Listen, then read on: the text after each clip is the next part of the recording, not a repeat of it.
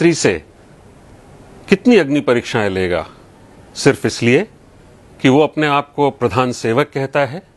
सारी दुनिया के लिए संसार के सबसे बड़े लोकतंत्र का वो प्रधानमंत्री है जो अपने देश को बदल रहा है।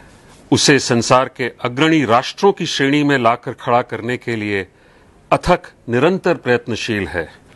लोग उसका गुणगान करते हुए नहीं थकते हैं। वो जहां भी जाता है लोग उसके सम्मान में सिर झुकाते हैं, उसकी बात सुनना चाहते हैं।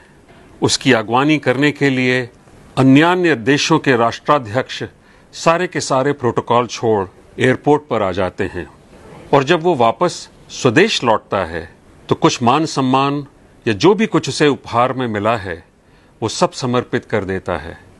अपने देशवासियों को, 130 करोड़ देवी देवताओं को वो कहते नहीं थकता कि वो उनका सेवक है। रात को 3 बजे लौटता है लंबी हवाई यात्रा के बाद और फिर सुबह 6 बजे तैयार रहता है काम पर चलने के लिए। 18 घंटे 20 घंटे काम करके जब वो घर लौटता है तो उस प्रधानमंत्री आवास में वो अकेला ही होता है। कोई उसके सामने एक प्लेट रख देता होगा, उसमें खिचड़ी परस देता होगा, जिसे खा के 1 गिलास पानी पी के वो अपनी कुछ घंटे की नींद लेने के लिए अपने बिस्तर पर लेट जाता होगा। सुबह के बारे में सोचते हुए, नई चुनौतियों का सामना करने के लिए, अपने विरोधियों के मनगढ़ंत झूठों का वार सहने के लिए, आतंकवाद से लड़ने के लिए, गालियों की लगातार बौछार झेलने के लिए। प्रधान सेवक, चौकीदार, ये सारे नाम उसने अपने आप ही ओढ़ लिए हैं। उसे पता था कि अगर गलती से भी उसने अपने आप को इस देश का प्रधानमंत्री कह दिया तो पहाड़ टूट पड़ेगा। लोग कहेंगे, देखो ये चाय वाला, ये मोदी अपने आप को प्रधानमंत्री समझ रहा है। ये संघ का प्रचारक जो घर घर भोजन के लिए भटकता था, इसका खुद ही सिर घूम गया है। वो प्रधान सेवक ही बना रहा और एक सेवक की तरह हाथ जोड़े खड़ा रहा। कभी शिकायत नहीं की, पलट के जवाब नहीं दिया। यही कहता गया, ऐ मेरे मालिकों, आगे क्या हुक्म है जो बजा लाऊं।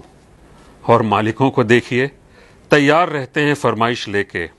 कभी मन में ये नहीं आता कि सेवक सोया कि नहीं, उसने कुछ खाया कि नहीं।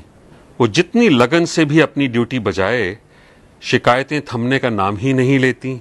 उल्टा इस देश के निठल्ले, खानदानी बेईमान, लंपट, भ्रष्ट और राजनीति में अभी अभी जन्मे छिछोरे राजनीतिज्ञ भी कहते हैं कि चौकीदार चोर है। उनके भाड़े के टट्टू तालियां बजाते हैं और देश ये तमाशा देखता है। छुटभइये लफ्फाज चुन चुन के गालियों की इजाद करते हैं हमारे प्रधान सेवक के लिए। उनके अनाप शनाप वक्तव्यों का सिलसिला थमने का नाम ही नहीं लेता। कितनी परीक्षाएं चाहिए इस देश को ये कहने के लिए कि हे प्रधान सेवक, हे चौकीदार, हम कृतज्ञ हैं तुम्हारे। या फिर ये देश कृतज्ञता ज्ञापन की परंपरा ही भूल गया है।